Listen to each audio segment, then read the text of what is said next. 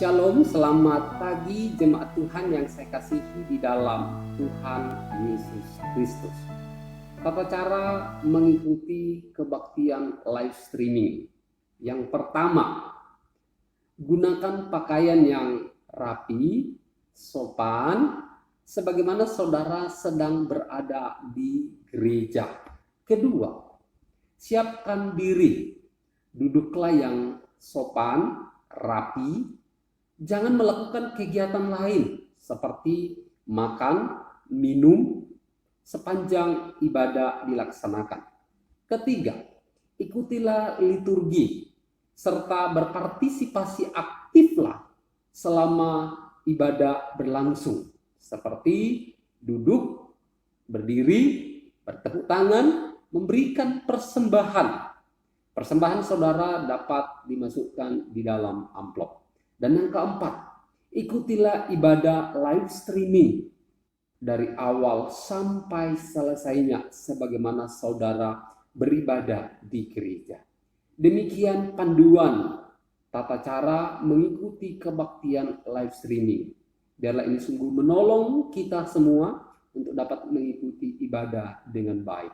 Tuhan Yesus memberkati kita semua. Amin.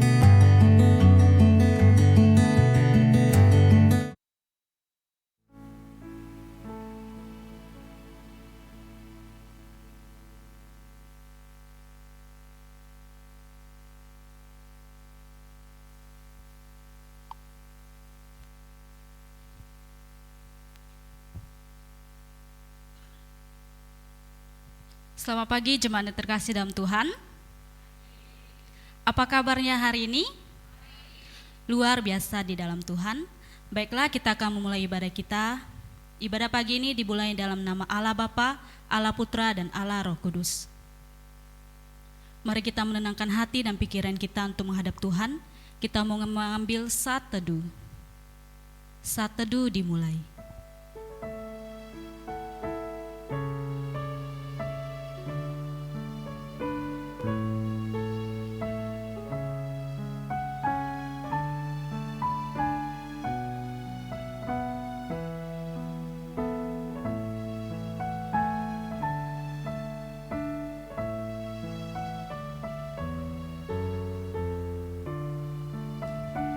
Saat teduh selesai, mengajak jemaat untuk bangkit berdiri. Pujian-pujian dari Daud. Aku hendak mengagungkan Engkau ya Allahku, ya Raja, dan aku hendak memuji namamu untuk seterusnya dan selamanya. Mari kita memuji dan meninggikan Allah kita, dan mari kita mengucapkan syukur atas apa yang Tuhan berikan dalam hidup kita.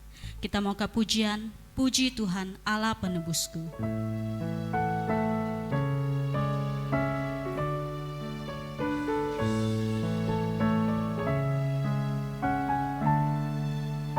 Puji Tuhan, oh Allah penebusku.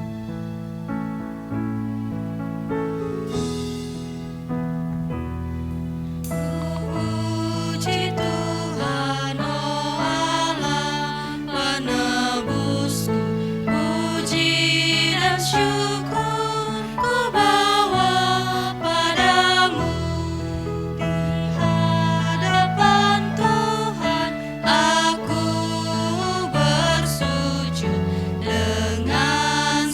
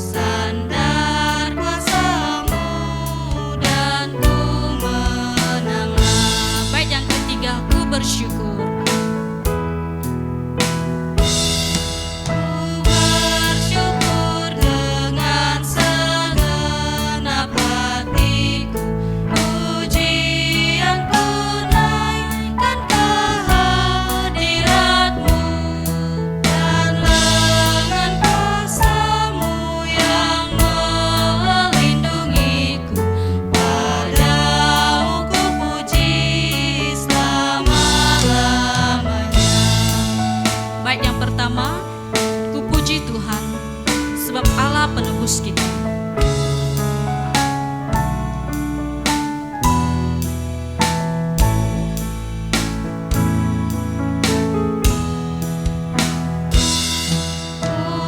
Puji Tuhan, oh Allah penebusku, puji dan syukur ku bawa padamu. Di hadapan Tuhan aku bersujud, dengan sukacita ku memujimu.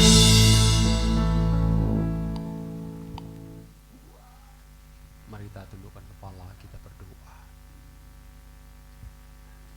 Kami memuji akan kebesaran-Mu Tuhan. Tuhan yang menjadi penyelamat kami di dalam diri Yesus Kristus yang telah datang ke dalam dunia, mati dan bangkit untuk menebus, memberikan kami kemenangan dari perkara dosa. Karena itu kami memuji Engkau, kami bersyukur kepadamu, dan sungguh kami datang di dalam seluruh kerendahan hati, menghambakan diri kepadamu, sebab Engkau layak untuk kami tinggikan, kami puji, kami muliakan di dalam seluruh hidup kami. Sebab Engkaulah Allah di dalam Yesus Kristus menjadi alasan kami ada hari ini. Kami sungguh bersyukur kepadamu oleh anugerah-Mu yang telah menuntun memimpin kami dari rumah kami, boleh tiba di gereja saat ini untuk boleh bersama beribadah kepadamu. Kami boleh bersama memuji, menyembah Engkau di dalam ibadah ini. Dan kami mau berjumpa dengan Engkau Tuhan di dalam ibadah ini. Kami mau menikmati Engkau Tuhan berbicara kepada setiap kami lewat pujian, lewat doa, bahkan lewat firman Tuhan. Sehingga sungguh hidup kami menjadi satu hidup yang sungguh memiliki satu hubungan, satu relasi yang dekat dengan Tuhan. Kami senantiasa mendengarkan akan Tuhan berbicara kepada kami. Kami terus mau tunduk kepada apa yang menjadi kehendak Tuhan di dalam kehidupan kami. Agar sungguh hidup kami, hidup yang oleh anugerah ini menyenangkan dan memuliakan Tuhan. Mari berkati ibadah kami, berkati kami yang melayani. Mari tolong topang kami, agar sungguh-sungguh apa yang telah kami persiapkan untuk pelayanan hari ini, kami boleh memberikan yang terbaik untuk kemuliaan bagi nama Tuhan, dan sungguh menjadi berkat bagi jemaat-Mu. Jemaat-jemaat Tuhan yang sudah ada di dalam ruangan ini, biarlah sungguh hati dan pikiran mereka terfokus kepada Tuhan untuk dalam ibadah ini, untuk mendengarkan Tuhan berbicara, berjumpa dengan Tuhan dalam ibadah. Mari berkati Tuhan untuk jemaat-jemaat yang mungkin saat ini dalam perjalanan. Kami sungguh merindukan mereka juga boleh tiba di tempat ini untuk beribadah bersama. Jemaat-jemaat yang tidak bisa hadir mungkin karena sakit, kami doakan Tuhan Engkau lawat jamah, pulihkan, sembuhkan. Mereka yang dengan sengaja melalaikan diri, dengan sengaja tidak mau beribadah, kami berdoa kiranya Tuhan menolong mereka. Tuhan mengetuk pintu hati mereka yang keras, Tuhan lembutkan, sehingga sungguh di kemudian mereka juga boleh insaf, mereka sadar, dan mereka berbalik kepada Tuhan, dan mereka menjadi orang-orang yang setia kepadamu. Mari Tuhan Engkau tolong seluruh sidang jemaat Tuhan, berkati seluruh sidang jemaat Tuhan di dalam segala hidup mereka, terus menjadi jemaat-jemaat yang taat, menjadi jemaat-jemaat yang setia, menjadi jemaat-jemaat yang kasih kepada Tuhan. Terima kasih Bapa, terima kasih. Kamu serahkan sepenuhnya ibadah kami dari awal pertengahan sampai selesainya ke dalam tangan pimpinan-Mu. Hanya di dalam nama-Mu Yesus kami berdoa. Amin. Kita masih tetap berdiri. Sebagai umat Allah yang setia, mari bersama-sama kita mengikrarkan pengakuan iman rasuli. Pengakuan iman rasuli. Aku percaya kepada Allah, Bapa yang Maha Kuasa, Khalik langit dan bumi, dan kepada Yesus Kristus anaknya yang tunggal Tuhan kita, yang dikandung dari Roh Kudus, lahir dari anak darah Maria, yang menderita sengsara di bawah pemerintahan Pontius Pilatus, disalibkan, mati dan dikuburkan, turun ke dalam kerajaan maut. Pada hari yang ketiga, bangkit pula dari antara orang mati, naik ke surga, duduk di sebelah kanan Allah, Bapa yang Maha Kuasa, dan dari sana Ia akan datang untuk menghakimi orang yang hidup dan yang mati. Aku percaya kepada Roh Kudus, gereja yang kudus dan am, persekutuan orang kudus, pengampunan dosa, kebangkitan tubuh, dan hidup yang kekal. Amin. 舍土信经，我信上帝，全能的父，创造天地的主。我信我主耶稣基督，上帝的独生者，因圣灵感愿，有童真女玛利亚首生，在本丢比拉多手下受难，被钉于十字架，受色埋葬，葬在营间，第三天从死人中复活升天，坐在全能父上帝的右边，将来必从那里降临，审判活人死人。我信圣灵，我信圣而共的教会，我信圣徒相通，我信罪的赦免，我信身体复活，我信永生。阿门。Jemaat masih tetap berdiri. Biarlah segala kemuliaan dan segala hormat hanya bagi Allah kita, karena kita tahu keselamatan yang kita peroleh adalah dari Dia. Mari bersama-sama kita angkat pujian Tiba Saatnya.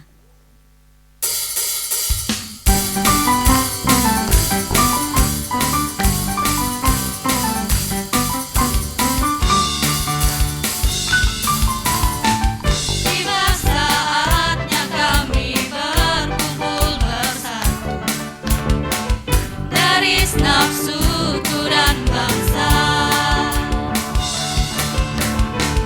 berdiri di hadapan tata anak domba, satu suara menyatakan tiba saatnya kami berkumpul bersatu dari nafsuku dan bangsa.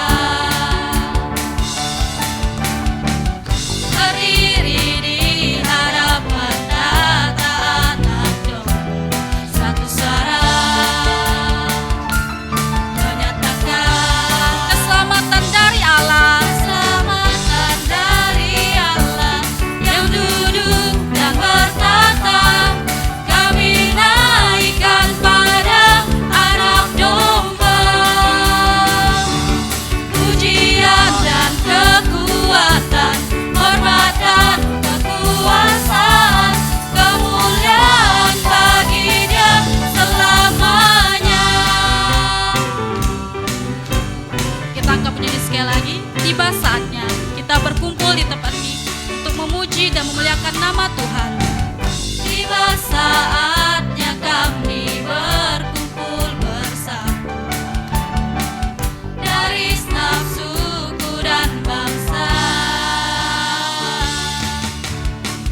berdiri di hadapan tata anak domba, satu suara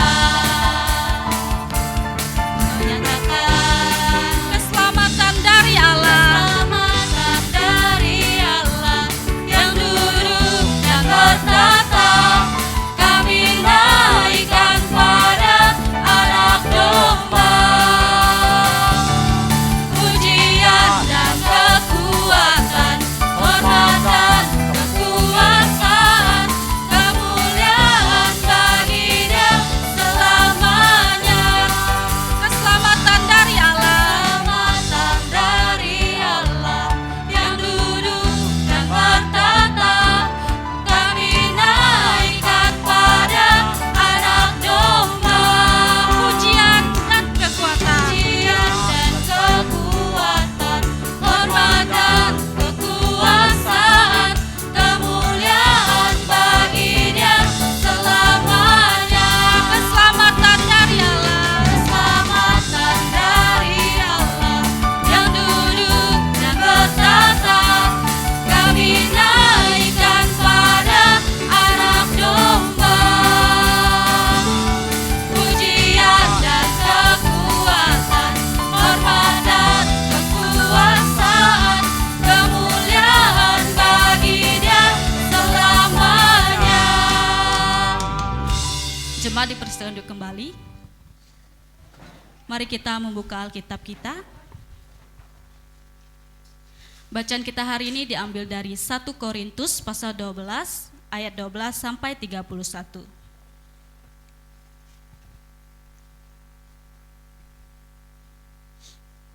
Kita akan membacakannya dengan secara bergantian.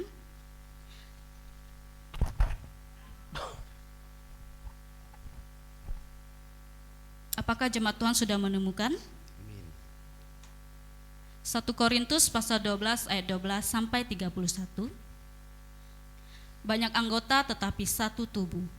Karena sama seperti tubuh itu satu dan anggota-anggotanya banyak, dan segala anggota itu sekalipun banyak merupakan satu tubuh, demikian pula Kristus. Sebab dalam satu roh kita semua, baik orang Yahudi maupun orang Yunani, baik budak maupun orang merdeka, telah dibaptis menjadi satu tubuh, dan kita semua diberi minum dari satu roh. Karena tubuh juga tidak terdiri dari satu anggota, tetapi atas banyak anggota. Andai kata kaki berkata, karena aku bukan tangan, aku tidak termasuk tubuh. Jadi benarkah ia tidak termasuk tubuh? Dan andai kata telinga berkata, karena aku bukan mata, aku tidak termasuk tubuh. Jadi benarkah ia tidak termasuk tubuh? Andai kata tubuh seluruhnya adalah mata, di manakah pendengaran? Andai kata seluruhnya adalah telinga, di manakah penciuman? Tetapi Allah telah memberikan kepada anggota masing-masing secara khusus suatu tempat pada tubuh seperti yang dikehendakinya. Andai kata semuanya adalah satu anggota, di manakah tubuh? Memang ada banyak anggota, tetapi hanya satu tubuh. Jadi mata tidak dapat berkata kepada tangan, aku tidak membutuhkan engkau, dan kepala tidak dapat berkata kepada kaki, aku tidak membutuhkan engkau. Malahan justru anggota-anggota tubuh yang nampaknya paling lemah yang paling dibutuhkan. Dan kepada anggota-anggota tubuh yang menurut pemandangan kita kurang terhormat, kita berikan penghormatan khusus. Dan terhadap anggota-anggota kita yang tidak elok, kita berikan perhatian khusus. Hal itu tidak dibutuhkan oleh anggota-anggota kita yang elok. Allah telah menyusun tubuh kita begitu rupa, sehingga kepada anggota-anggota yang tidak mulia diberikan penghormatan khusus. Supaya jangan terjadi perpecahan dalam tubuh, tetapi supaya anggota-anggota yang berbeda itu saling memperhatikan. Karena itu jika satu anggota menderita, semua anggota turut menderita. Jika satu anggota dihormati, semua anggota turut bersuka cita. Kamu semua adalah tubuh Kristus, dan kamu masing-masing adalah anggotanya. Dan Allah telah menetapkan beberapa orang dalam jemaat, pertama sebagai rasul, kedua sebagai nabi, ketiga sebagai pengajar, selanjutnya mereka yang mendapat karunia untuk mengadakan mukjizat, untuk menyembuhkan, untuk melayani, untuk memimpin, dan untuk berkata-kata dalam bahasa roh. Adakah mereka semua rasul, atau nabi, atau pengajar? Adakah mereka semua mendapat karunia untuk mengadakan mukjizat? Atau untuk menyembuhkan, atau untuk berkata-kata dalam bahasa roh, atau untuk menafsirkan bahasa roh? Jadi berusahalah untuk memperoleh karunia-karunia yang paling utama, dan aku menunjukkan kepadamu jalan yang lebih utama lagi. Sedemikian bacaan pertanggapan kita. Saat ini kita mau mempersiapkan diri kita untuk mendengarkan firman Tuhan. Kita mau angkat pujian, pakai hidupku ini. Biarlah melalui pujian ini kita mau hidup kita dipakai Tuhan untuk kemuliaan namanya.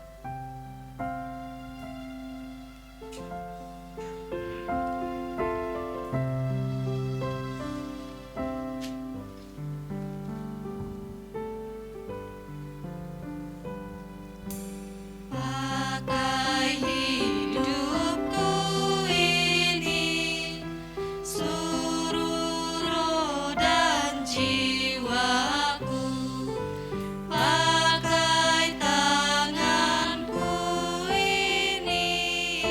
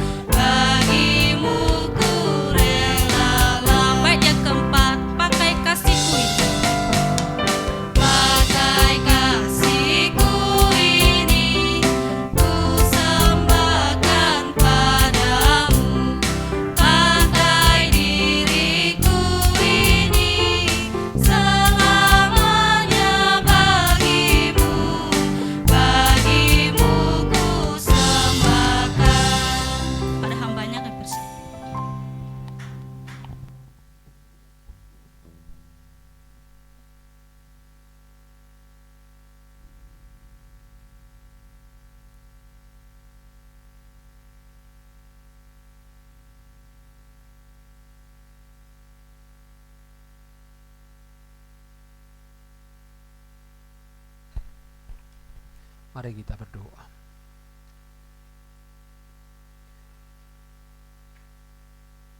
Benar, pujian yang baru kami ungkapkan di dalam pujian ini. Biarlah Tuhan pakai seluruh hidup kami ini untuk kemuliaan-Mu, untuk menjadi saksi-Mu di dalam seluruh hidup kami. Banyak orang melihat Kristus lewat hidup kami, orang-orang yang Tuhan telah selamatkan.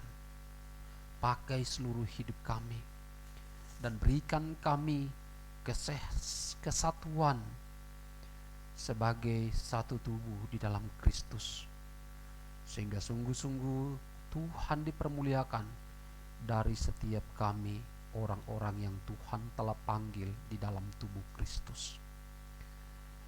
Saat ini Tuhan, kami kembali mau mendengarkan Engkau Tuhan berbicara kepada kami. Setelahnya kami menaikkan pujian sembah kami kepadamu lewat pujian. Kami sungguh mempersiapkan diri kami untuk menerima akan sabda firman-Mu. Dan biarlah Roh Kudus menolong kami, membimbing kami untuk boleh mengerti akan firman-Mu. Dan tidak hanya sampai pada mengerti, tetapi kami juga ditolong untuk boleh melakukan akan firman itu di dalam hidup kami. Mari berkati pemberitaan firman Tuhan pada hari ini. Hamba Tuhan di dalam seluruh keterbatasan, Tuhan Engkau menolong dan menopang. Di dalam nama-Mu Yesus kami berdoa. Amin. Oke, shalom. Ya, kita sungguh bersyukur pada hari ini kita boleh kembali bersama-sama di dalam ibadah minggu hari ini. Nah, ibadah minggu hari ini kita rangkaikan dengan ulang tahun sinode kita, yaitu sinode GKKB yang ke-55 tahun berdiri. Jadi sebenarnya sinode berdiri itu pada tanggal 2, cuman karena ini satu hari kemudian minggu, jadi kita rangkaikan dengan ibadah minggu hari ini. Jadi kita sungguh bersyukur kita boleh menjadi bagian dari sinode GKKB.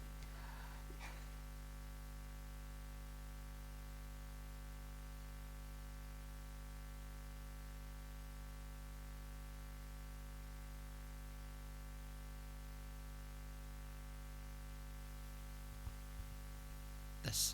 Ya. Saya lepas saja.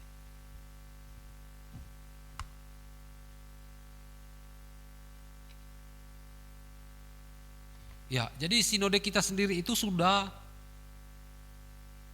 55 tahun berdiri. Dan kali ini di dalam memperingati akan berdirinya sinode GKKB, yaitu mengangkat satu tema, beragam tetap bergaram. Beragam tetap bergaram. Ini dikhotbahkan di seluruh GKKB yang ada di kota Kalimantan Barat ini. Jadi seluruh GKKB yang ada itu mengkhotbahkan tema yang sama, yaitu beragam tetap bergaram. Itu diambil di dalam 1 Korintus pasal yang ke-12, ayat yang ke-12 sampai ayat yang ke-31. Tadi sudah dibacakan di dalam bacaan bertanggapan 1 Korintus 12 ayat 12 sampai 31. Jadi saya tidak akan membaca sepenuhnya, saya hanya akan membaca ayat 12 dan ayatnya yang ke-13. Demikian firman Tuhan. Karena sama seperti tubuh itu satu dan anggota-anggotanya banyak, dan segala anggota itu sekalipun banyak merupakan satu tubuh.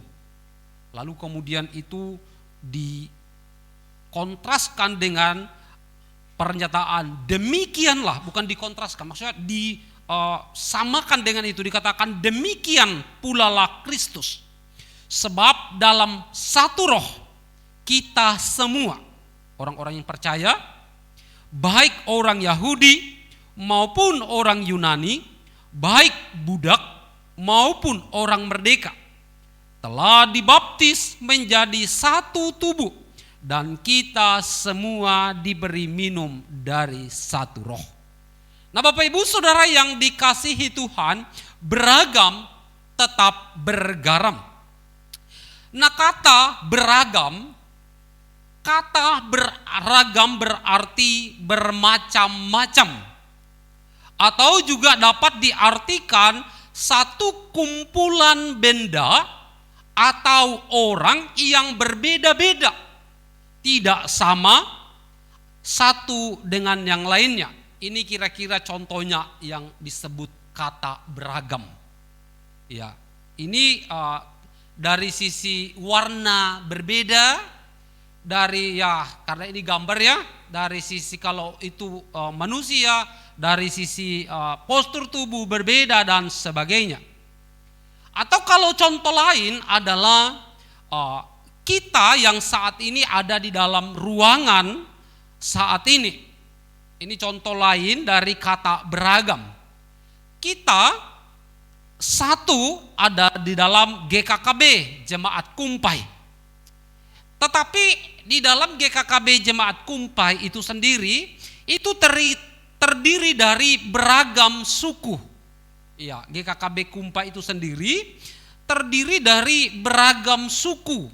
Ada suku Tionghoa, ada suku Batak, ada suku Toraja, ya, ada Korea, ya, ada Jawa, ada Dayak, ada apa lagi? Banyak ya, dan sebagainya. Nah, jadi keberagaman di dalam postur tubuh juga ada. Ya, ada yang tinggi, ada yang agak rendah sedikit. Ada yang kurus, ada yang agak lebih besar sedikit. Ya, ada yang hitam, ada pula yang putih, ada yang rambutnya keriting, ada pula rambutnya yang lurus dan sebagainya. Ini yang namanya beragam. Nah, Bapak Ibu Saudara yang dikasihi Tuhan, namun seringkali keberagaman, ini perlu dicatat nih ya. Seringkali keberagaman itu menjadi satu ancaman bagi satu kesatuan dalam satu komunitas atau dalam satu perkumpulan. Jadi keberagaman tadi yang saya sebutkan itu seringkali itu menjadi satu ancaman di dalam kesatuan dalam satu komunitas atau dalam perkumpulan. Nah, mengapa hal ini seringkali terjadi? Mengapa seringkali keberagaman itu menjadi satu ancaman dalam dalam kesatuan? Yaitu karena banyak orang tidak ada di Kumpai itu cenderung lebih mengedepankan perbedaan.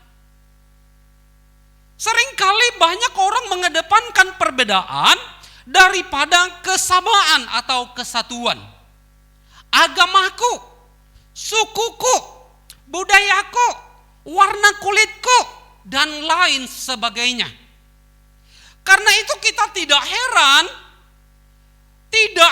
ketika pertikaian muncul. Tidak heran ketika perselisihan muncul. Tidak heran ketika permusuhan muncul atas nama perbedaan.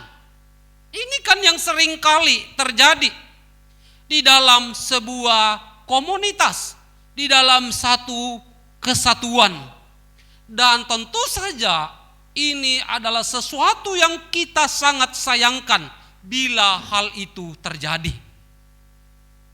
Saudara-saudara, kalau kita mau jujur sebagai warga negara Republik Indonesia, bukankah kondisi yang seperti yang saya katakan di atas itu yang kita rasakan, yang terjadi di dalam negara kita, di Indonesia yang tercinta ini?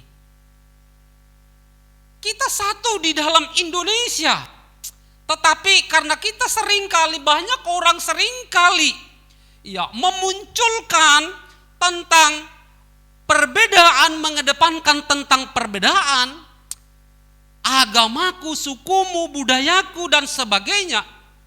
Maka tidak heran di dalam bangsa kita di Indonesia ini terjadi permusuhan satu dengan yang lain. Agama satu dengan agama yang lain bermusuhan.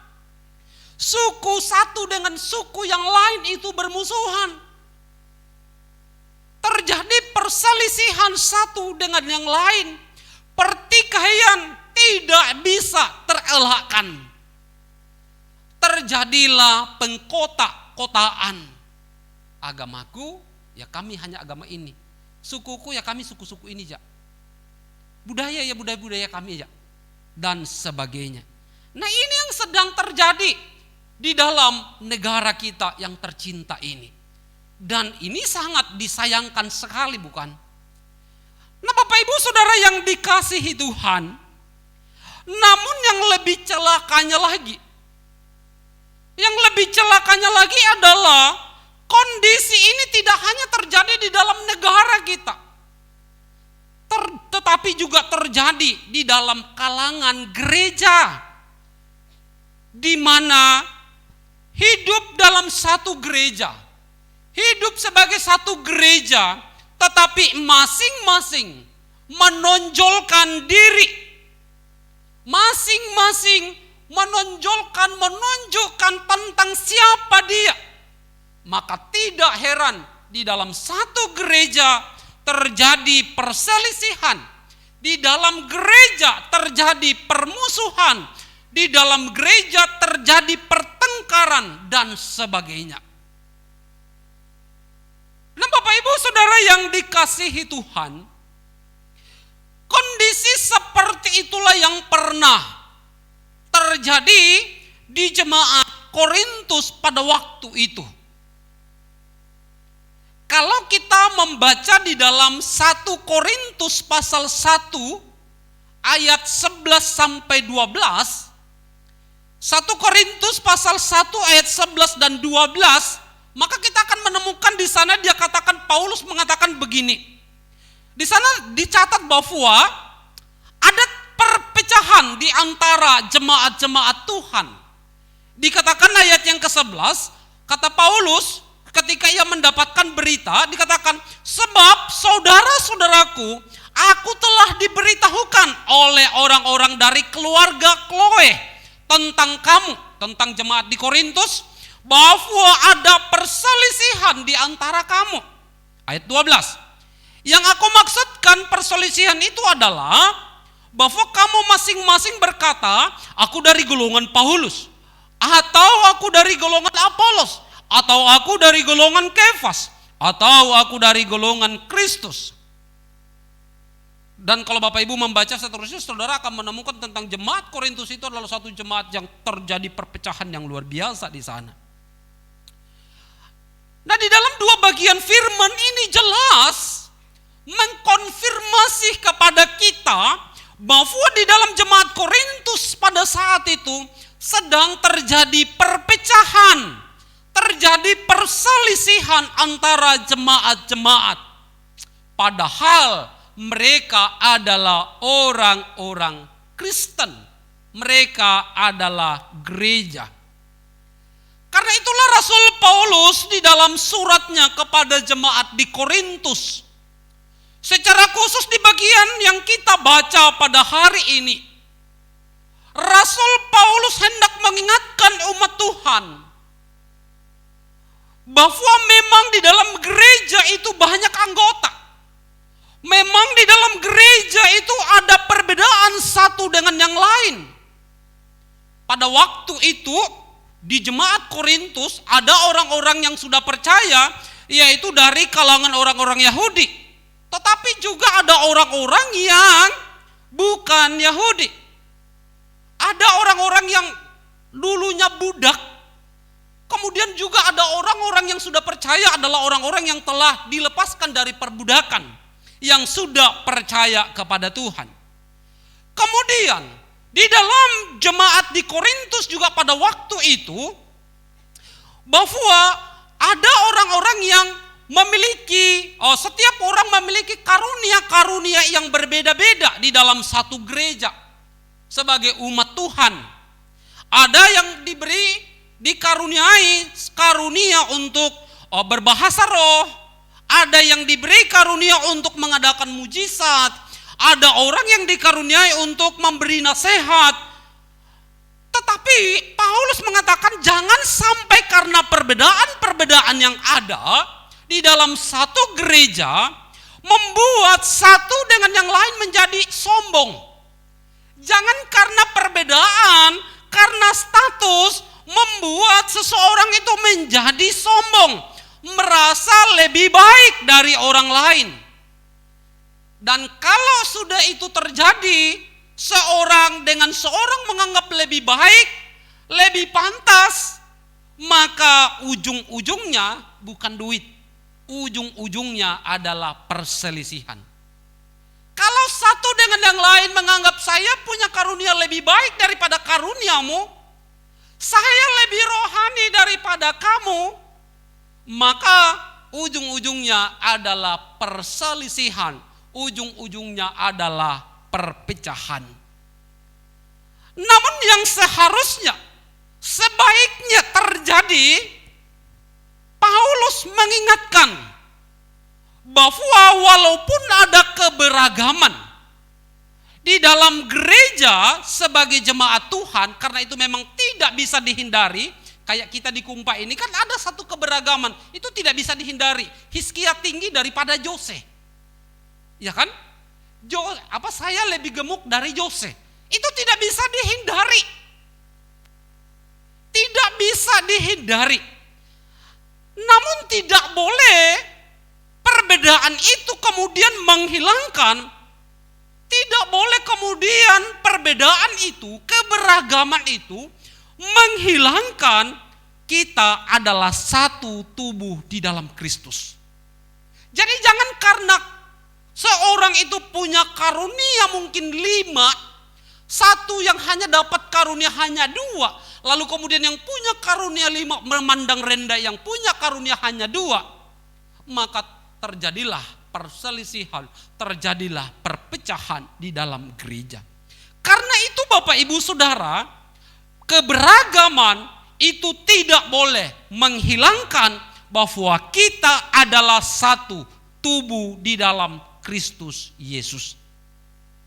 Itulah yang Rasul Paulus gambarkan tentang jemaat Tuhan di dalam suratnya kepada jemaat di Korintus. Dia menggambarkannya dengan menganalogikan seperti tubuh manusia.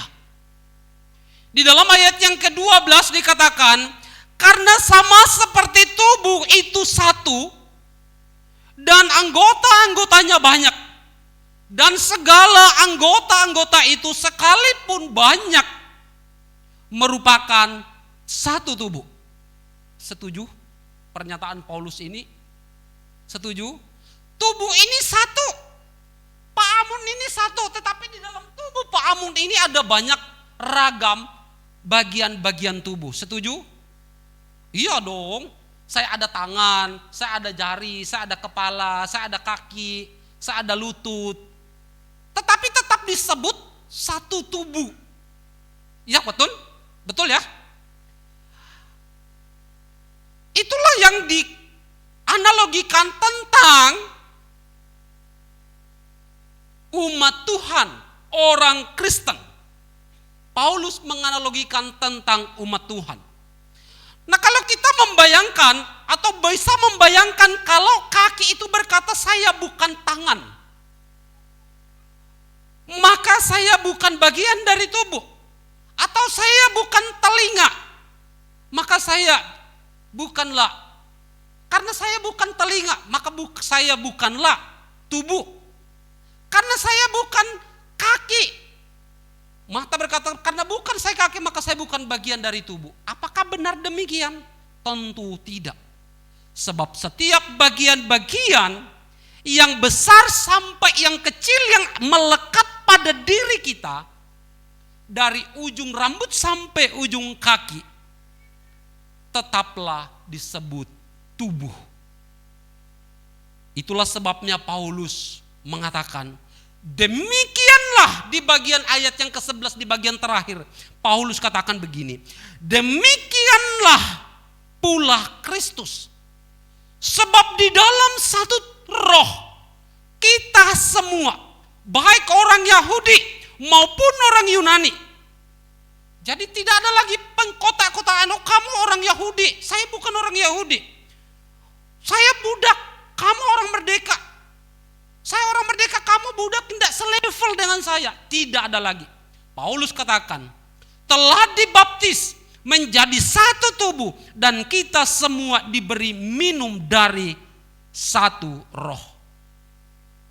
Artinya apa?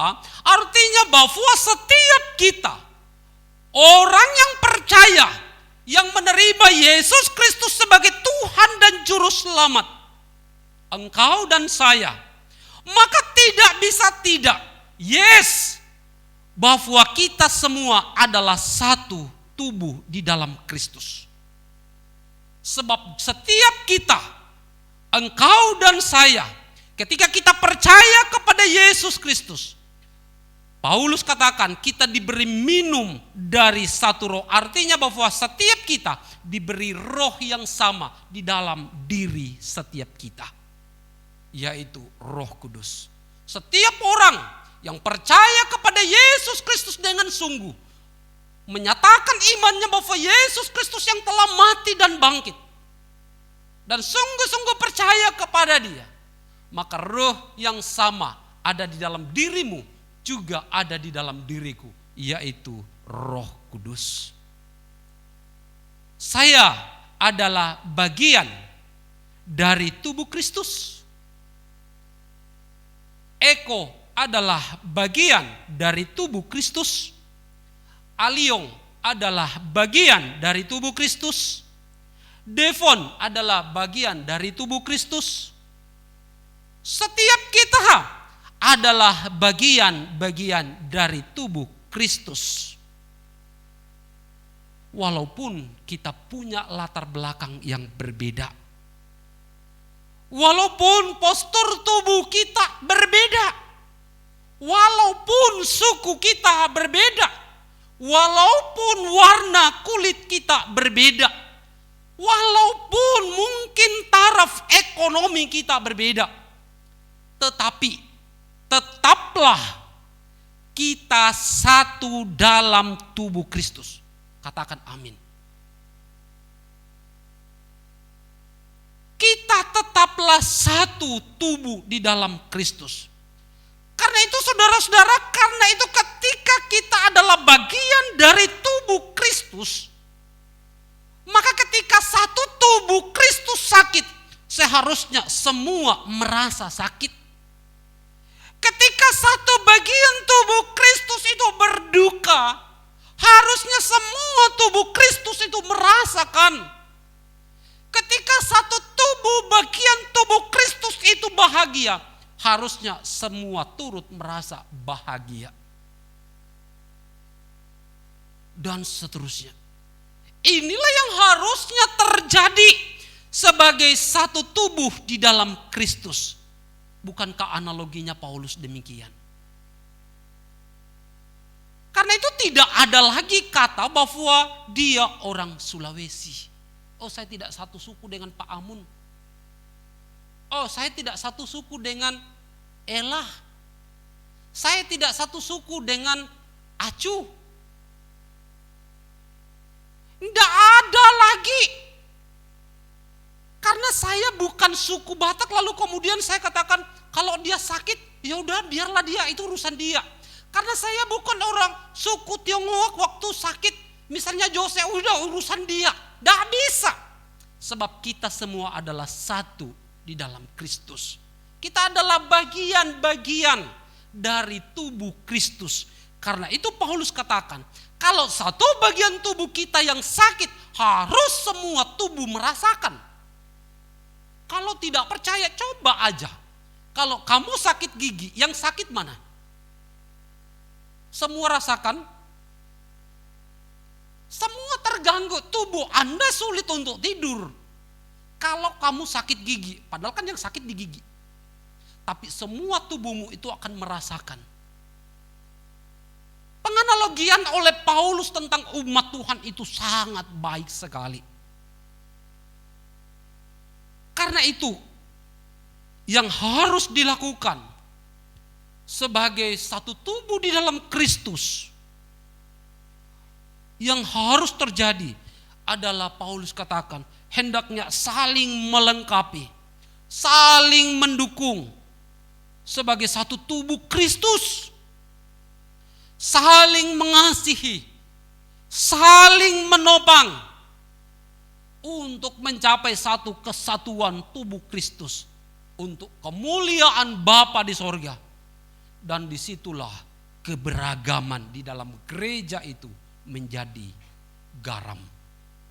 Ketika terjadi kehidupan tubuh Kristus itu saling menopang, saling memperlengkapi, saling mengasihi, saling bahu-membahu, saat itulah gereja walaupun berbeda, walaupun beragam, tapi disitulah gereja akan bergaram atau berdampak pada orang lain.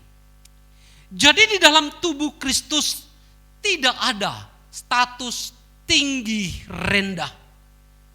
Di dalam tubuh Kristus tidak ada kaya miskin, tidak ada suku-sukumu, tidak ada hitam putih warna kulit.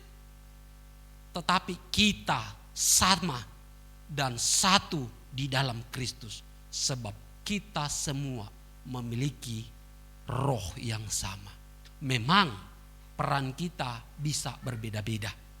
Saya sebagai bagian dari tubuh Kristus, saya diberi karunia untuk menjadi gembala, menjadi mengajar, berkhotbah. Tetapi di sisi lain, Eko diberi punya karunia bermain musik, diberi karunia menolong, atau Jose, atau Hizkia. Memang karunia-karunia yang Tuhan taruh di dalam diri kita itu tidak selalu sama, bisa beragam. Tetapi biarlah di dalam keberagaman itu sungguh dipakai untuk kemuliaan nama Tuhan. Nah karena itu saudara-saudara, kalau itu ditarik di dalam gereja lokal GKKB Kumpai, maka kita diingatkan bahwa memang di dalam GKKB Jemaat Kumpai hari ini, memang kita beragam suku, beragam budaya. Namun itu tidak menjadi penghalang, tidak menjadi penghambat GKKB Jemaat Kumpai terus menjadi garam, terus menjadi saksi di tengah-tengah masyarakat di mana gereja kita ada. Dan terlebih pada hari ini, untuk sinode GKKB, ya sinode GKKB yang pada hari ini berulang tahun yang ke-55 dengan mengangkat tema beragam tetap bergaram, mendorong gereja GKKB, orang-orang percaya, secara khusus gereja-gereja yaitu GKKB yang ada di Kalimantan Barat ini, sekalipun berbeda satu dengan yang lain, tetapi terus harusnya menjadi berkat, menjadi garam di tengah-tengah kota Kalimantan ini, di tengah-tengah masyarakat, bahkan di tengah-tengah bangsa ini. Kiranya lewat momen ulang tahun Sinode GKKB ini, semakin Tuhan pakai GKKB, Sinode GKKB untuk terus boleh menghadirkan kasih Kristus, terus menghadirkan berita Injil kepada banyak orang walaupun berbeda-beda, tetapi GKKB terus boleh menjadi saksi bagi kemuliaan, bagi nama Tuhan. Tuhan memberkati kita. Amin. Kita berdoa. Tuhan, kami menyadari di dalam gereja satu dengan yang lain, di dalam banyak hal kami beragam, suku, warna kulit, postur tubuh, bahasa dan sebagainya. Namun kami bersyukur bahwa kami sekalipun beragam, namun kami telah menerima roh yang sama, yaitu Roh Kudus ketika kami percaya Yesus. Kami menjadi satu tubuh di dalam Kristus Yesus. Karena itu harusnya perbedaan tidak menjadi sarana menjadi pertengkaran, perselisihan, permusuhan di antara kami. Tetapi harusnya perbedaan-perbedaan yang ada harusnya itu menjadi mengisi setiap kekosongan-kekosongan, mengisi kelemahan-kelemahan satu dengan yang lain untuk membangun satu tubuh Kristus yang menjadi garam, yang menjadi berkat. Karena itu Tuhan tolong kami agar tidak lagi mengedepankan akan ego kami, tidak lagi mengedepankan tentang apa yang kami miliki, yang mungkin orang lain tidak miliki. Tidak itu membawa kami menjadi sombong. Tidak itu membawa kami menjadi angkuh. Tidak membawa itu kami menjadi orang yang memandang rendah orang lain. Kami tidak lagi mau merasa diri kami lebih baik dari orang lain. Tuhan tolong kami agar kami mau buang semuanya itu. Tetapi ada satu kesadaran di dalam diri kami bahwa kami adalah satu tubuh di dalam Kristus Yesus. Karena itu kami mau saling mengasihi. Karena itu Tuhan kami mau saling menopang, saling memperlengkapi, saling mendukung, bahu-membahu satu dengan yang lain. Untuk kemuliaan bagi nama Tuhan. Dan saat itulah gerejamu menjadi garam. Kami tahu lemah, kami tahu kami seringkali dikuasai oleh keegoan kami, keakuan kami. Tolong kami, berikan kami kerendahan hati ya Tuhan. Untuk terus menyadari bahwa sesungguhnya di dalam Kristus tidak ada tinggi rendah, tidak ada kaya miskin, tidak ada perbedaan di antara warna kulit. Tetapi kami semua satu sebagai satu tubuh Kristus. Kami mau mengasihi satu dengan yang lain. Kami mau saling menopang satu dengan yang lain. Jika ini belum terjadi di dalam kehidupan kami bergereja, di gerejamu Tuhan di tempat ini, ampuni kami. Tetapi kami mohon, kami minta kepadamu Tuhan, tolong kami. Tolong kami, agar sungguh-sungguh lewat kebenaran firman hari ini, menopang kami, memimpin kami, menuntun kami, untuk melihat perbedaan yang ada, tidak menjadi ajang untuk kami angkuh untuk sombong, tetapi justru menjadi alat bagimu Tuhan untuk kami boleh saling memperlengkapi, saling mengisi satu dengan yang lain. Terima kasih untuk firman Tuhan hari ini. Diberkatilah Sinode GKKB yang pada hari ini berulang tahun. Kiranya Sinode GKKB walaupun beragam tetapi tetap boleh menjadi garam di tengah-tengah kota Pontianak, di tengah-tengah Kalimantan Barat, bahkan di tengah-tengah negeri, bahkan dunia di mana kami ada. Terima kasih Bapa. Kami bersyukur untuk firman Tuhan hari ini. Di dalam nama Yesus. Amin.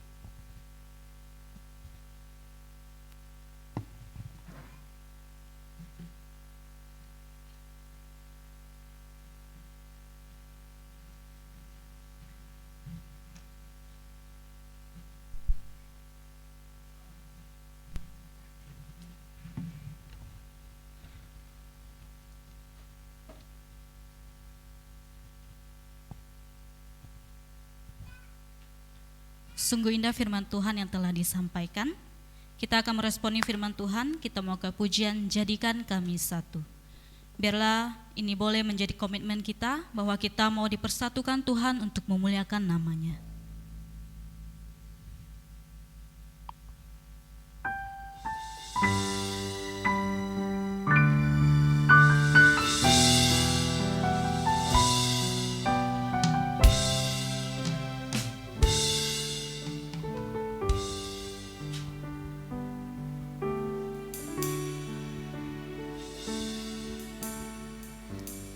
Kami rendahkan diri di hadapan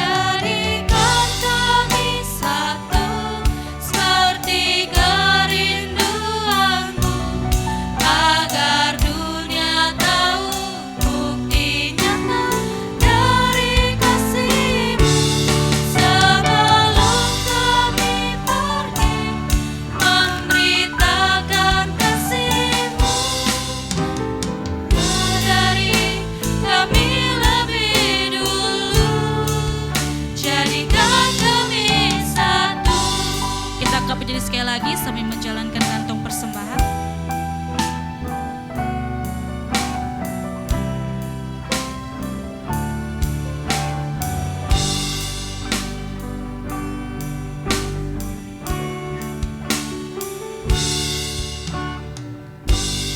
Kami rendahkan diri di hadapan-Mu, membawa hancur hati saat berseru, agar kami saling melengkapi tubuh-Mu, seperti Kau dan Yesus adalah satu. Kami rendahkan diri. Kami rendahkan diri di hadapan-Mu,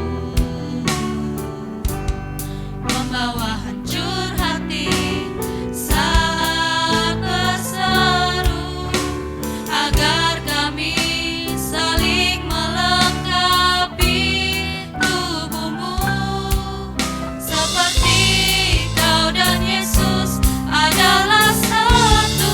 Jadikan kami satu. Jadikan kami satu, seperti kerinduan-Mu, agar dunia tahu bukti nyata dari kasih-Mu. Sebelum kami pergi memberitakan kasih-Mu, mulailah dari kami lebih dulu. Jadikan kami satu. Jadikan kami satu. Jadikan kami satu, seperti kerinduan-Mu, agar dunia tahu bukti nyata dari kasih-Mu. Sebelum kami pergi memberitakan kasih-Mu, mulailah dari kami lebih dulu. Jadikan kami satu. Mengajak jemaat untuk bangkit berdiri. Kita angkat bunyi sekali lagi. Kita mau katakan, kita mau merendahkan diri kita di hadapan Tuhan. Kita mau datang kepada Tuhan.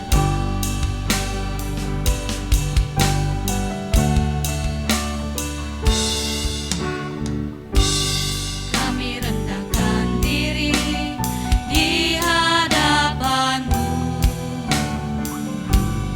membawa hancur hati saat berseru, agar kami saling melengkapi tubuh-Mu, seperti Kau dan Yesus adalah satu. Jadikan kami satu. Jadikan kami satu, seperti kerinduan-Mu, agar dunia tahu bukti nyata dari kasih-Mu. Sebelum kami pergi memberitakan kasih-Mu, kami lebih dulu. Jadikan kami satu. Jadikan kami satu. Jadikan kami satu, seperti kerinduan-Mu, agar dunia tahu bukti nyata dari kasih-Mu. Sebelum kami pergi memberitakan kasih-Mu, mulailah dari kami lebih dulu. Jadikan kami satu. Jadikan kami satu. Jadikan kami satu, seperti kerinduan-Mu, agar dunia tahu bukti nyata dari kasih-Mu. Sebelum kami pergi memberitakan kasih-Mu.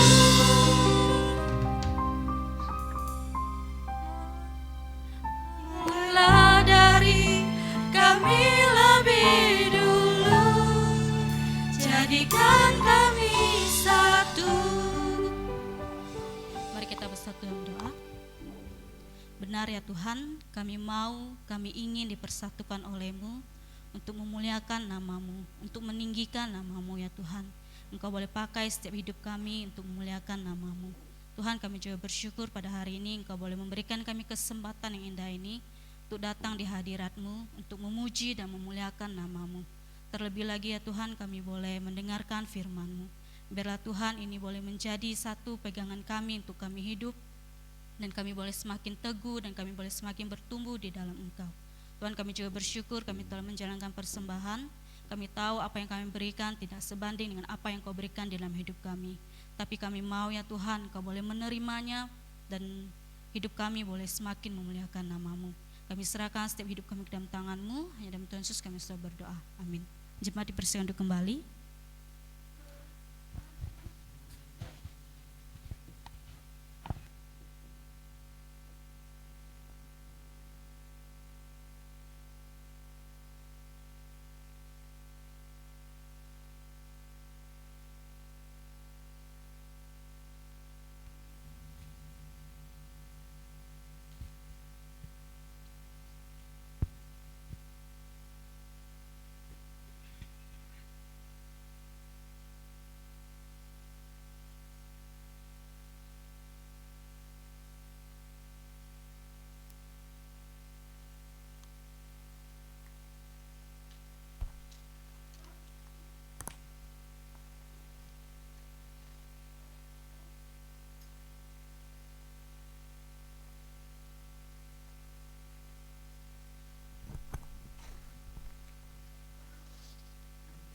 Mari Bapak Ibu Saudara yang dikasihi Tuhan, pada hari ini kita akan kembali bersama-sama untuk masuk di dalam sakramen perjamuan kudus.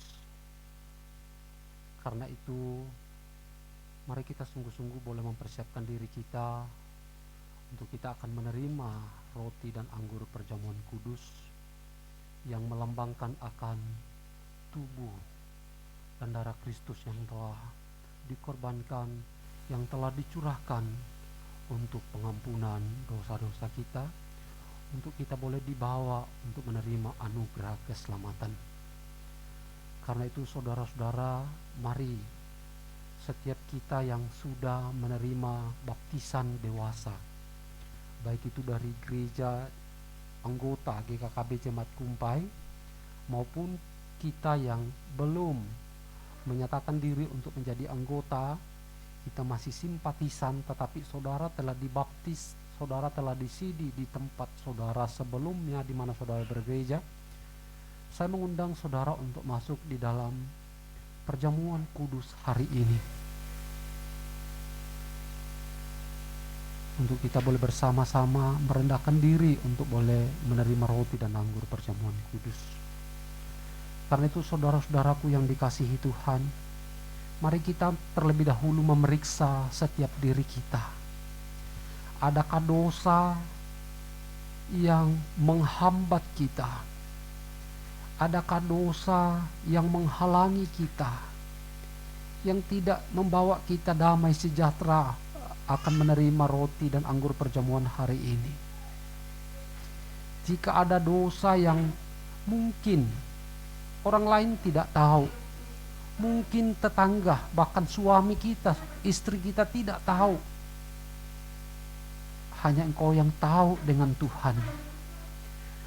Saya mengajak saudara untuk datanglah kepada Tuhan dengan seluruh kerendahan hati, mengakuinya. Katakan kepada Tuhan, ampuni aku Tuhan atas segala dosaku, atas segala pelanggaranku. Dan mohonlah kepada Tuhan melayakkan engkau untuk menerima roti dan anggur perjamuan hari ini, agar sungguh roti dan anggur perjamuan yang engkau akan terima hari ini itu sungguh-sungguh menjadi berkat dalam hidupmu, membawa engkau bertumbuh, membawa engkau semakin bergairah untuk hidup benar, hidup taat kepada Tuhan. Mari saudara akui di hadapan Tuhan, segala dosa kita. Dan biarlah Tuhan mengampuni kita dan memperkenankan kita.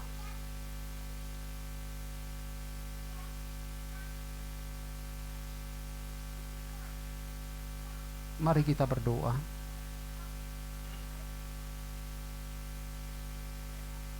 Bapa di surga, Bapa di dalam nama Yesus, hari ini bersama dengan umat Tuhan, orang-orang yang Tuhan telah panggil dari kegelapan dosa masuk di dalam anugerah keselamatan, di dalam terang-Mu yang ajaib.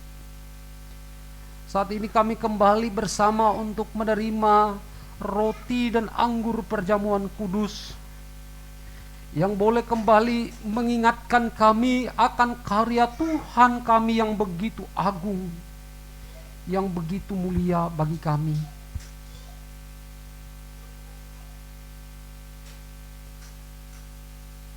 Karena itu Bapa, ampuni kami di dalam segala salah dan dosa kami yang dapat menghambat kami, yang dapat menjadi penghalang bagi kami. Dosa-dosa kami yang mungkin tetangga kami, orang lain tidak tahu, bahkan suami kami, istri kami tidak tahu itu. Tapi Engkau Tuhan tahu segala dosa kami.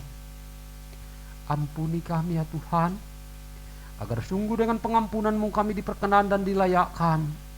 Dan di dalam kami menerima roti dan anggur perjamuan pada hari ini, semakin memberikan kami satu gairah, semangat, sukacita, damai sejahtera untuk semakin boleh hidup mempermuliakan Tuhan, semakin hidup taat, hidup kasih kepada Tuhan. Mari berkati seluruh umat-Mu yang sudah mempersiapkan diri. Bagi mereka yang belum, Tuhan Engkau tolong tuntun mereka untuk semakin mereka juga bertekun di dalam iman. Dan Roh Kudus memimpin mereka untuk menyatakan iman itu di dalam baptisan. Mari berkati hamba-Mu yang akan memimpin perjamuan kudus hari ini. Hamba-Mu lemah dan terbatas, butuh, perlu Engkau Tuhan. Layakkan dan kuduskan hamba-Mu, agar sungguh-sungguh Engkau Allah memakai hamba-Mu yang lemah, terbatas, hina ini menjadi alat-Mu. Terima kasih Bapa, terima kasih. Kami serahkan waktu ini, di dalam kami akan menerima roti dan anggur perjamuan kudus ke dalam tangan pimpinan-Mu. Di dalam nama-Mu Yesus. Amin. Mari Bapak Ibu Saudara sekalian, kita akan membaca bacaan bertanggapan kita. Saya akan membaca bagian pemimpin, Bapak Ibu membaca bagian jemaat. Kita membaca secara bergantian. Demikian firman Tuhan. Dan ketika mereka sedang makan, Yesus mengambil roti, mengucapkan berkat, memecah-mecahkannya, lalu memberikannya kepada murid-muridnya dan berkata, Ambillah, makanlah, inilah tubuhku. Sesudah itu Yesus mengambil cawan, mengucapkan syukur, lalu memberikannya kepada mereka dan berkata, Minumlah kamu semua dari cawan ini, sebab inilah darahku, darah perjanjian yang ditumpahkan bagi banyak orang untuk pengampunan dosa. Akan tetapi aku berkata kepadamu, mulai dari sekarang aku tidak akan minum lagi hasil pokok anggur ini sampai pada hari aku meminumnya, Yaitu yang baru bersama-sama dengan kamu dalam kerajaan Bapakku. sebab setiap kali kamu makan roti dan minum cawan ini, kamu memberitakan kematian Tuhan sampai Ia datang. Jadi barang siapa dengan cara yang tidak layak makan roti atau minum cawan Tuhan, ia berdosa terhadap tubuh dan darah Tuhan. Karena itu hendaklah tiap-tiap orang menguji dirinya sendiri, dan baru sesudah itu ia makan roti dan minum dari cawan itu. Karena barang siapa makan dan minum tanpa mengakui tubuh Tuhan, ia mendatangkan hukuman atas dirinya. Aku telah disalibkan dengan Kristus. Namun aku hidup, tetapi bukan lagi aku sendiri yang hidup, melainkan Kristus yang hidup di dalam aku.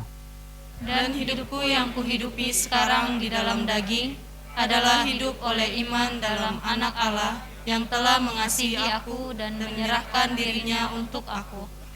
Karena kamu semua adalah satu di dalam Kristus Yesus. Saudara-saudaraku yang kekasih, jikalau Allah sedemikian mengasihi kita, maka haruslah kita juga saling mengasihi. Saudara-saudara, perjamuan kudus yang kita laksanakan pada hari ini adalah perintah dari Tuhan kita, Yesus Kristus. Dan setiap kali kita makan roti dan minum cawan yang melambangkan tubuh dan darah Kristus, kita sedang memberitakan akan kematian Kristus.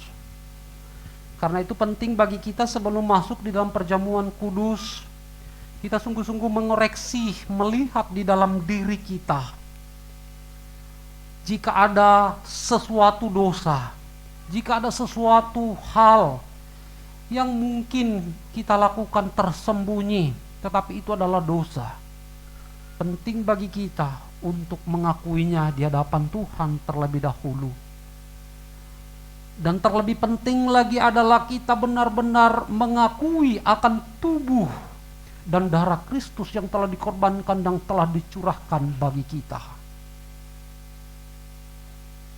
Karena itu saudara-saudara, makna perjamuan kudus bagi kita, yang pertama adalah kita boleh kembali diingatkan, disadarkan akan karya Tuhan kita yang begitu agung, yang begitu mulia. Dia yang tidak mengenal dosa, dibuatnya menjadi dosa.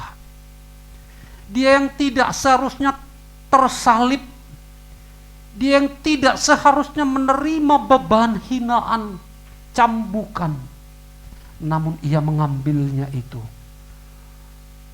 untuk menggantikan engkau dan saya. Sehingga pelanggaran yang harusnya ditanggungkan kepadamu dan kepadaku, dosa yang harusnya kita tanggung di hadapan Allah, itu telah Kristus tanggung di kayu salib. Karena itu ketika kita mengambil bagian di dalam perjamuan kudus ini, harusnya sungguh boleh membawa kita untuk semakin berkomitmen, bertekad bahwa Kristus yang telah mati dan bangkit itu, yang telah menanggung segala pelanggaran dosaku, aku mau hidup mengasihi Tuhan. Aku mau hidup benar di hadapan Dia. Aku mau taat kepadanya. Aku mau setia kepadanya. Sebab Dia yang telah menanggung, Dia yang telah mengambil alih dosa yang harusnya saya tanggung. Kemudian hal yang kedua, di dalam perjamuan kudus ini kita kembali diingatkan sebagaimana firman Tuhan tadi. Kita dipersatukan. Kita yang dari dulunya adalah seteruh. Kita yang dulunya adalah musuh Allah karena dosa. Kita telah terpisah dengan Allah karena dosa. Tetapi Kristus datang, mati dan bangkit untuk memperdamaikan kita dengan dirinya dan membawa kita menjadi satu di dalam dirinya dan satu dengan yang lain menjadi satu tubuh Kristus. Kita dipersatukan, dipersekutukan satu dengan yang lain. Karena itu satu dengan yang lain sebagai satu tubuh Kristus harusnya saling menopang, saling mengasihi, saling mendorong, saling hidup bergandengan tangan untuk kemuliaan bagi nama Tuhan. Dan yang ketiga, kita memiliki satu pengharapan yang pasti, bahwa Kristus yang telah mati dan bangkit dan telah naik ke surga, Dia berkata, Dia akan datang kembali untuk menggenapkan, untuk menyempurnakan akan keselamatan yang telah kerjakan. Dia akan datang untuk menjemput, untuk membawa orang-orang yang percaya kepadanya ke tempat di mana Ia berada. Di situ pun kamu berada. Satu pengharapan yang pasti, satu pengharapan akan terjadi. Karena itu hidup hari ini adalah hidup. Saya katakan ini adalah sebuah kesempatan. Waktunya Kristus akan datang. Entahkah kita sudah meninggal, entahkah kita masih hidup. Ketika Kristus datang, Kristus akan menjemput setiap mereka yang percaya. Dan Yesus akan berkata, hai hambaku yang setia, mari masuklah dan berjamulah denganku. Adalah satu sukacita yang besar, sukacita yang luar biasa, yang akan kita nikmati, kita alami bersama ketika Kristus datang kali kedua. Karena itu tetaplah setia di dalam menanti akan kedatangan Kristus kali kedua. Mari saudara-saudara yang dikasihi Tuhan, kita akan bersama-sama akan menerima roti dan anggur perjamuan yang ada di depan kita saat ini. Sebelum kita akan dibagikan roti dan anggur yang ada, mari bersama-sama kita mempersiapkan diri kita mengiringi roti dan anggur yang akan dibagikan kepada kita dengan kita menaikkan pujian satu dengannya. Di bait kedua, sidang jemaat untuk boleh bangkit berdiri, petugas perjamuan kudus untuk boleh langsung maju ke depan. Kita naikkan satu dengannya.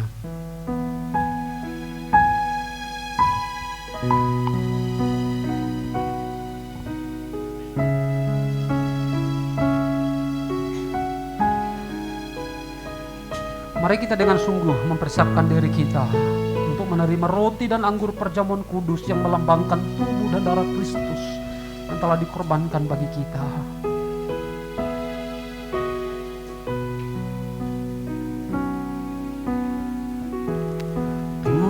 Tubuhnya terpecah, darahnya tercurah, roti anggur Tuhan semua bagiku. Ya pecahkan roti, ya bagikan cawan, ku makan dan minum satungannya. Mari kita berdiri yang sudah menerima baptisan dewasa ataupun CD. Ku disalib nganyang, kuasa dosa sirna, mati bagi dosa, hidup buat yang bangkit bersamanya, kalahkan kuasa gelap, nyatakan Tuhanku, muliakan Dia. Segala sesuatunya telah tersedia.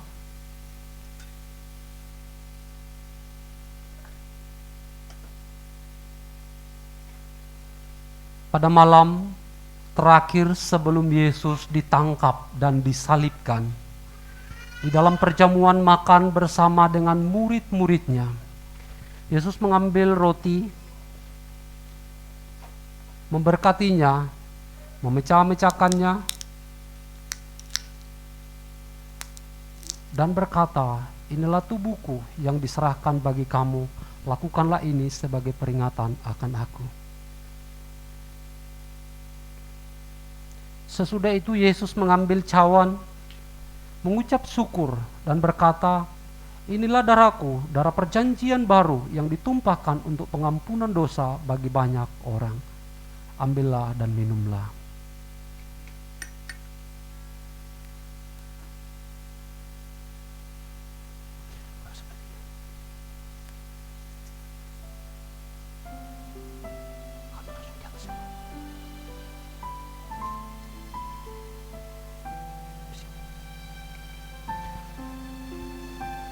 Mari saudara-saudara yang dikasihi Tuhan,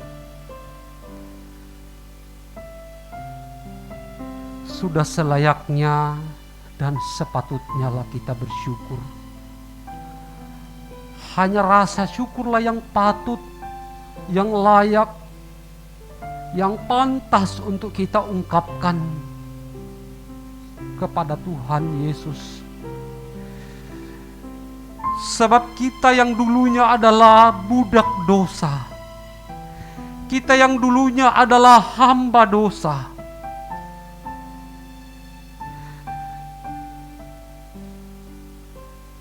firman Tuhan katakan bahwa upah dosa adalah maut, kematian kekal selamanya.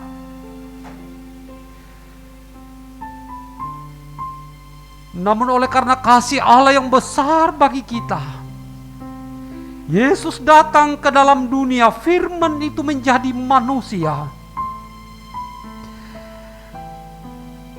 memberitakan firman Allah, memberitakan kerajaan Allah, mati di kayu salib, masuk ke dalam kerajaan maut. Namun hari ketiga Ia mengalahkan segala maut itu. Kuasa dosa dipatahkannya. Ia bangkit. Ia hidup. Kebangkitan Kristus itulah menjadi jaminan bagi kita bahwa Kristus yang telah mengalahkan kuasa maut itu, Ia hidup, Ia berkuasa. Karena itu setiap kita yang telah menerima anugerah keselamatan di dalam karya Yesus Kristus, sudah selayaknya, sudah sepantasnya kita tidak boleh lagi diikat, tidak boleh lagi diperhamba oleh dosa. Sekalipun kita akui kita masih bisa jatuh di dalam dosa, sekalipun kita akui kita masih bisa jatuh bangun, tetapi dosa tidak berkuasa lagi atas hidupmu. Dosa tidak lagi menguasai engkau, sebab Kristus telah mati dan bangkit dan telah mengalahkan kuasa dosa itu. Karena itu saudara-saudara, teruslah memohon kepada Allah di dalam Roh Kudus, menuntun kita. Dia adalah Roh kebenaran. Biarlah terus Ia menuntun, membimbing kita, menguatkan kita untuk meninggalkan, membuang segala dosa, agar sungguh hidup kita menjadi satu hidup yang menyenangkan Tuhan, menjadi satu hidup yang memuliakan Tuhan. Mari saudara-saudara, katakan tidak kepada dosa, tidak kepada perhambaan dosa. Roh Kudus yang membantu engkau dan saya. Mari kita sungguh-sungguh datang kepada Tuhan.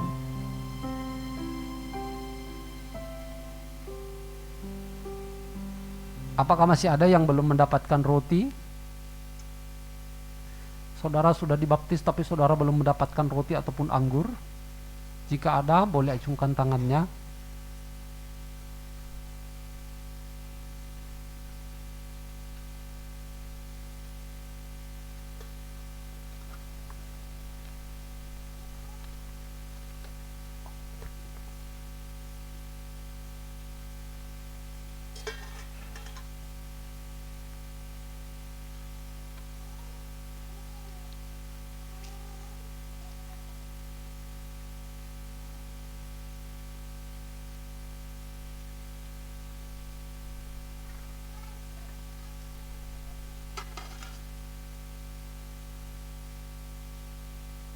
Mari saudara-saudara, dengan iman kita mengangkat roti di tangan kanan kita. Roti yang saat ini terangkat melambangkan akan tubuh Tuhan kita. Sekalipun roti ini adalah fana, namun ini melambangkan akan tubuh Tuhan yang telah dikorbankan untuk mengingatkan kita akan pengorbanan di Kristus. Di 2000 tahun yang lampau, Ia telah menyerahkan tubuhnya bagi kita. Karena itu setiap kali kita makan roti ini, kita sedang mengingat akan karya Tuhan, memberitakan akan kematian Tuhan telah menyerahkan tubuhnya bagi kita. Karena itu biarlah dengan rasa syukur kita makan roti ini dan kita bertekad untuk hidup mengasihi, hidup taat, hidup benar di hadapan Allah. Dan mari kita bersama makan roti ini dengan ucapan syukur kepadanya. Kita memakannya.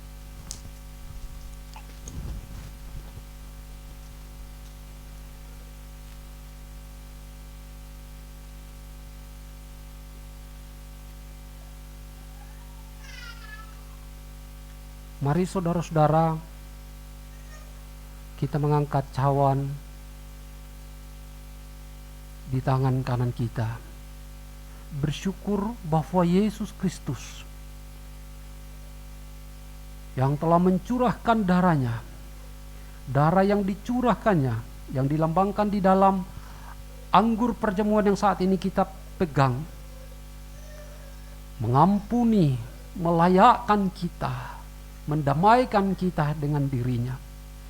Sehingga kita yang dulunya seteru Allah diperdamaikan dengan Dia. Karena itu jangan lagi mau hidup di dalam rupa-rupa dosa. Jangan lagi mau diperhamba oleh dosa. Sebab darah Kristus terlalu mahal yang telah mengampuni kita. Karena itu yang seharusnya terjadi, kita hidup benar, hidup di dalam kebenaran, hidup dalam kekudusan untuk kemuliaan bagi Tuhan sampai Kristus datang kali kedua. Mari dengan ucapan syukur kita minum cawan ini bersama-sama.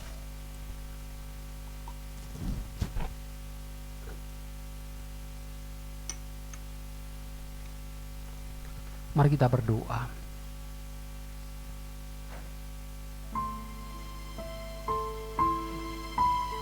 Ya Tuhan, ya Allah kami,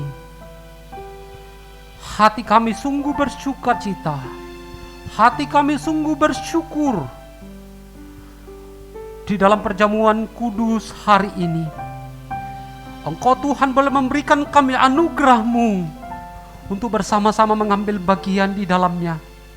Kami telah mengambil bagian di dalam perjamuan kudus hari ini, yang mengingatkan kami, menyadarkan kami bahwa Kristus Tuhan kami yang telah menyerahkan hidupnya, tubuhnya, mencurahkan darahnya untuk kami orang-orang berdosa, sehingga pelanggaran dosa yang harusnya kami tanggung, Kristus telah menanggungnya di kayu salib.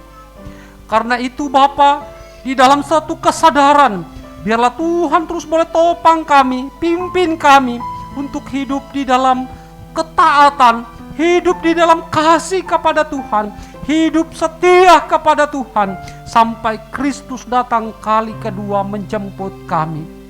Mari Tuhan Engkau terus teguhkan iman kami, topang kami dengan berbagai tantangan hidup, dengan berbagai pergumulan, godaan yang seringkali menyeret kami hidup di dalam dosa. Ya Roh Kudus, tolong kami untuk kami terus boleh berjuang hidup di dalam kebenaran-Mu. Terima kasih, diberkatilah seluruh jemaat yang telah mengambil bagian dalam perjamuan hari ini. Tuhan yang kiranya terus boleh menopang, memimpin mereka dalam menjalani hidup. Mereka yang belum, mari Tuhan tolong pimpin mereka, agar mereka juga pada akhirnya menyadari bahwa hidup mereka adalah milik Kristus. Dan mereka menyatakan akan iman itu. Mereka percaya Yesus Kristus sebagai Tuhan dan Juru Selamat. Mereka ikrarkan, nyatakan, proklamasikan di dalam baptisan. Tolong mereka Bapa, tolong. Terima kasih Bapa, terima kasih. Kami bersyukur untuk perjamuan kudus yang boleh kami terima pada hari ini bersama. Tuhan kiranya memberkati kami semua. Di dalam nama-Mu Yesus. Amin. Silakan duduk.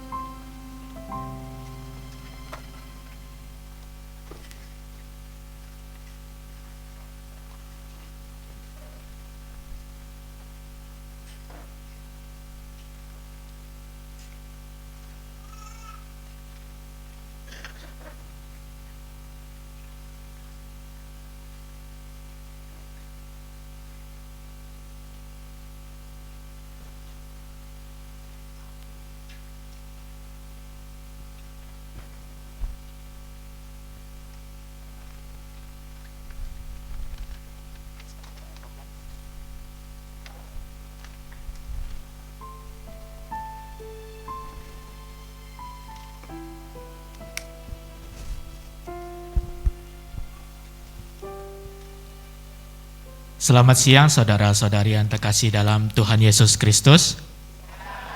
Apa kabar? Sangat bersyukur sekali kalau kita semuanya tetap boleh sehat dan kita juga boleh ibadah pada pagi hari ini. Dan saya juga ingin bertanya, apakah ada di antara saudara-saudari yang baru pertama kali hadir di tempat ini? Jika ada, kami persilakan untuk berdiri di tempatnya. Apakah ada?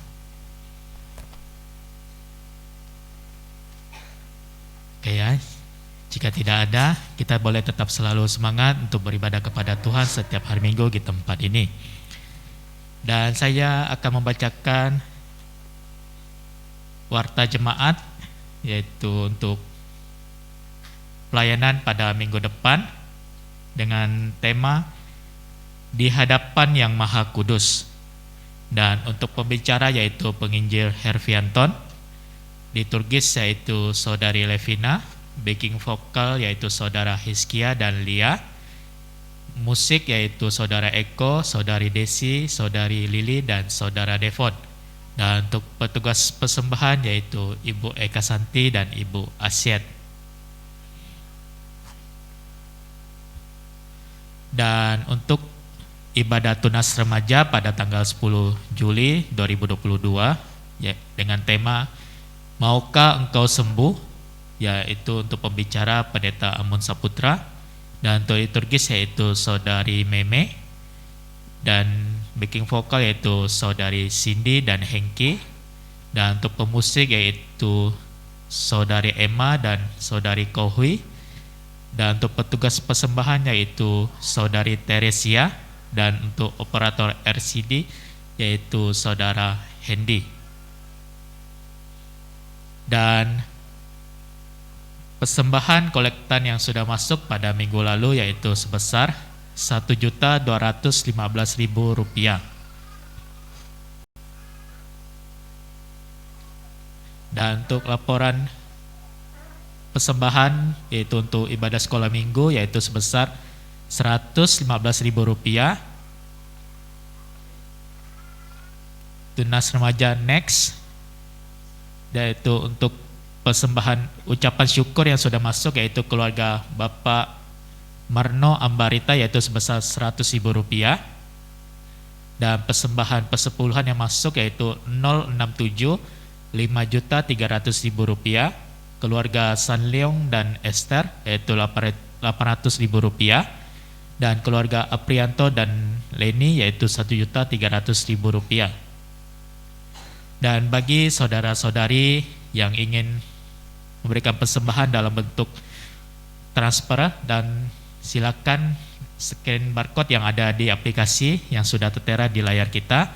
Dan bagi jemaat yang beribadah di rumah juga, jika ingin transfer dalam bentuk persembahan, silakan juga langsung transfer ke rekening gereja kita maupun aplikasi yang sudah ada di layar kita. Dan ingatkan kembali setelah selesai ibadah ini kepada setiap majelis kita ada rapat di mana setiap majelis boleh mempersiapkan dirinya dengan baik. Dan kita juga akan mendengarkan laporan keuangan dari bendahara kita. Kami persilakan.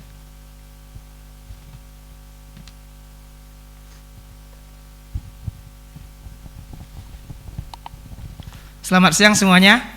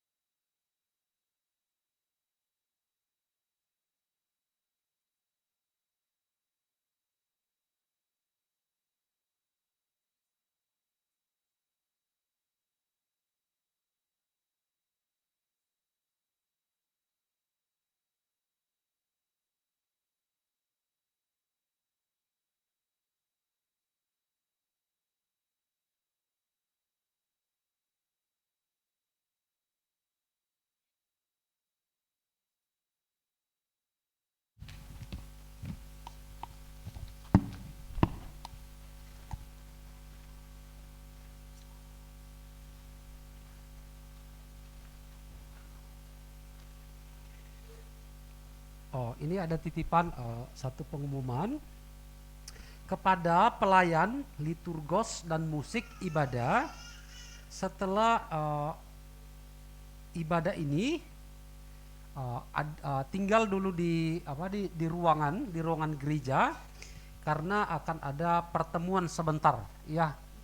Jadi bagi saudara-saudara yang terlibat di dalam pelayanan liturgos atau pemain musik di dalam ibadah untuk tinggal dulu sebentar karena ada pertemuannya. Jadi dimohon kerjasamanya ya. Lalu kemudian juga ini sekaligus saya ingatkan bapak-bapak ya, bapak-bapak kita hari ini latihan. Semoga minggu depan kita sudah bisa tampil begitu ya. Jadi bapak-bapak supaya tidak pulang ya, sebentar saja ya. Oke, mari kita bangkit berdiri. Kita akan mengakhiri seluruh rangkaian ibadah kita pada hari ini. Kita naikkan pujian doksologi puji Allah Bapa, Putra dan Roh Kudus. Sesudah itu kita menerima doa berkat.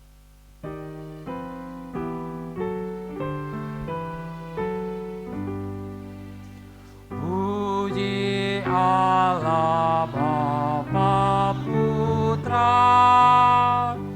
puji Allah Roh Kudus, ketiganya yang esa. Pohon selamat sumber berkat. Jemaat sekalian, arahkanlah hatimu dan terimalah berkat dari Tuhan. Kasih karunia dan damai sejahtera dari Allah Bapa kita dan di dalam Yesus Kristus Sang Juru Selamat kita, penebus segala dosa-dosa kita, dan di dalam pimpinan penyertaan pertolongan Allah Roh Kudus memimpin menyertai kita dari saat ini kekal selama-lamanya. Amin. Amin.